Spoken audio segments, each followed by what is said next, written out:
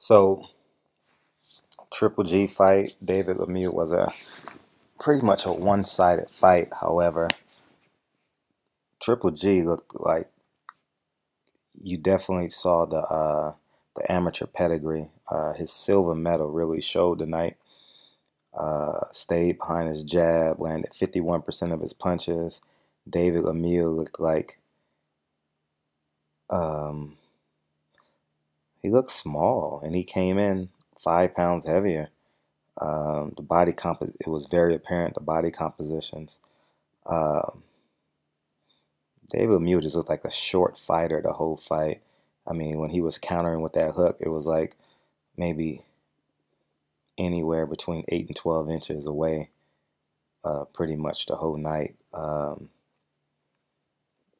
As I stated in the Monroe fight, uh, Triple G is the best fighter.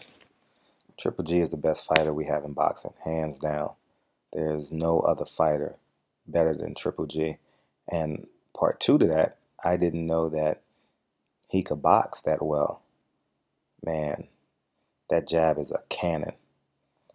He stuck that, man. He had a hell of a stick tonight. And I don't care who Triple G fights, it's a 50-50 fight. Uh, whether it's at worst, it's a 50-50 fight, I should say. He would be a heavy favorite against um, uh, not a heavy favorite, but he would be, I would say, 65-35, 70-30 against Canelo if Canelo beats Cotto. If Cotto beats Canelo, he would be a higher favorite. I would say 75-25. I would say the betting public would, maybe even 80 would go Triple G, Cotto. But you got nationalistic fans, so the Puerto Ricans will put heavy money on Cotto. Uh, Triple Triple G is, oh, excuse me, Andre Ward. That's a 50-50 fight. Uh, just because Andre Ward is not as sturdy as I would like him, has all the skills. I know he hasn't lost since he was 12.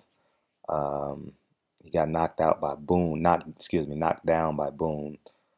However, Triple G is sturdy, strong, spectacular, accurate, and he showed superb boxing skills today, and he wanted to make that apparent. It's no one currently at 160 could beat him. Uh, the Jalen Loves, the winner of the Peter Quillen, Peter Quillen Daniel Jacobs fight doesn't stand a chance.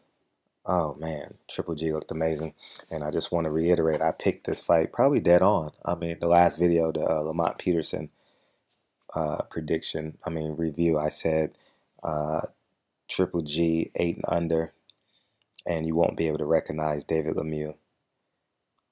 Triple G is accurate, and Chocolate, just a real statement on Chocolatito. He looked like a little Roberto Duran. I'm surprised HBO didn't pick up on that, but he reminds me. It's like he thud. Every shot he throws is thudding, boom, like it pierces your soul. Like if like you're gonna feel his punches in the afterlife, if that makes any sense. It's kind of humorous, but it penetrates most barriers. But that's a different video. But I just wanted to touch on that. Um, wow, Triple G. I mean, there's not an adjective that you can't give Triple G tonight. It was a one-sided fight. David Lemieux got a payday. They souped him up. They put the perfect guy in front of him to look spectacular. No one beats Triple G at 160. It would have to be at 168 or 175. You can't. No one beats him at 160, and he knows it.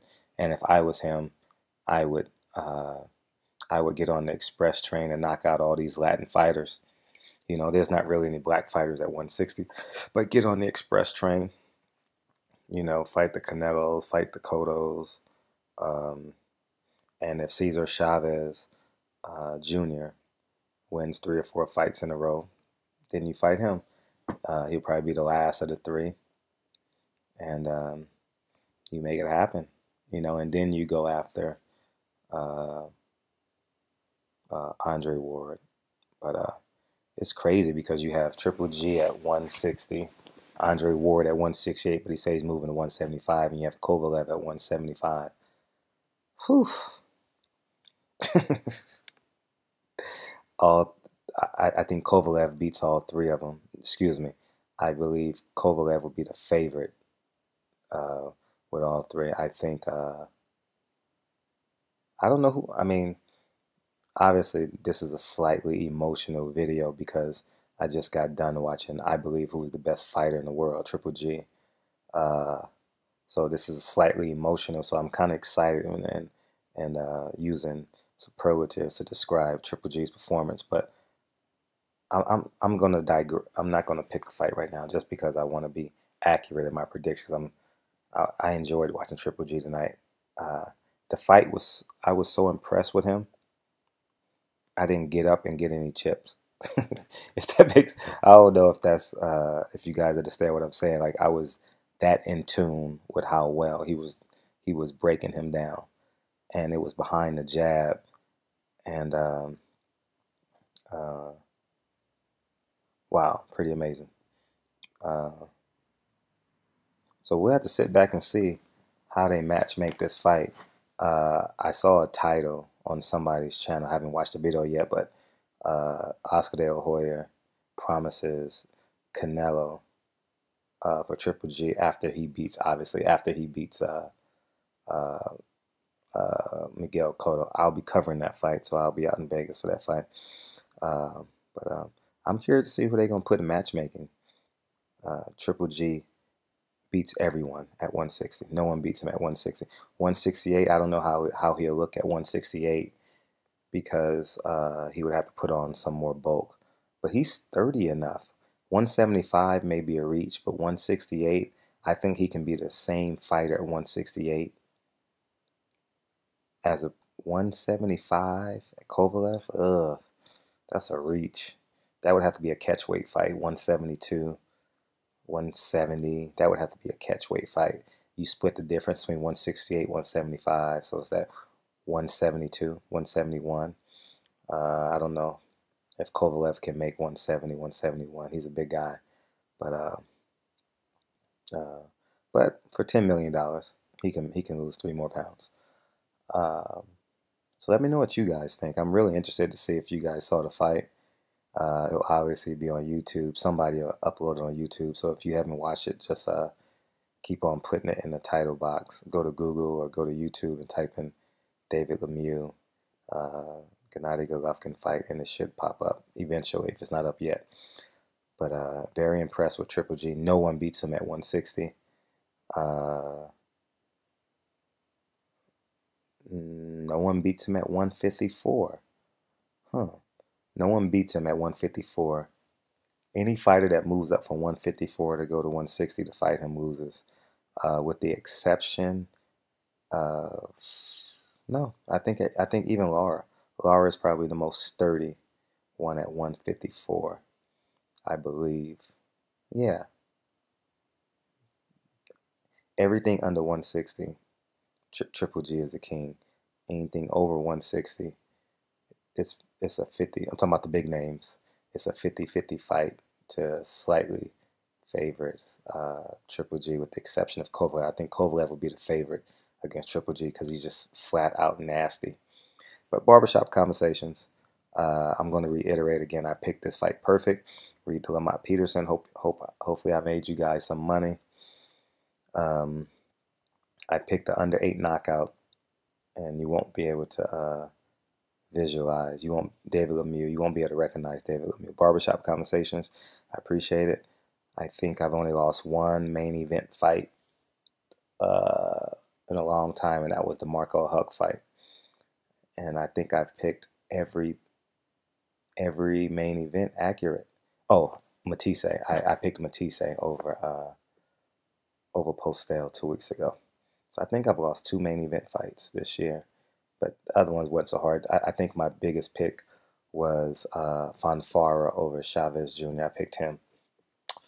Um, so that was Fonfara was plus 300 walking in. Uh, Before he walked into the ring, I don't know what it was after, because a lot of money goes in. They say the wise guys go in just before they announce, just before the guy walks down to the ring, and it changes the odds drastically. But I picked Sean Porter. Uh, who else?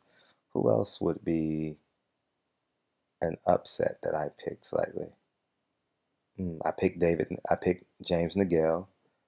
Um, pretty much most of the other ones were pretty easy, but those were the tough fights that I picked that have been pretty good. I missed, as I just told you guys, I missed Matisse Postel and I missed Marco Huck. But I'm gonna omit Marco Huck because I just picked him because I watched two of his fights. I didn't watch the other guy's fights. I watched his highlight reel, so that's obviously misleading. We all know that.